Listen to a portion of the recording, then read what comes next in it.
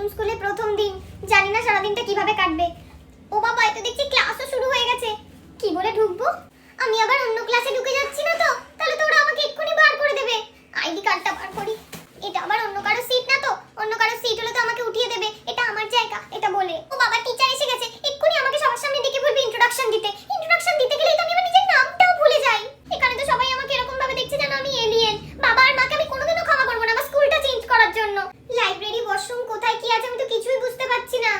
এ বাবা,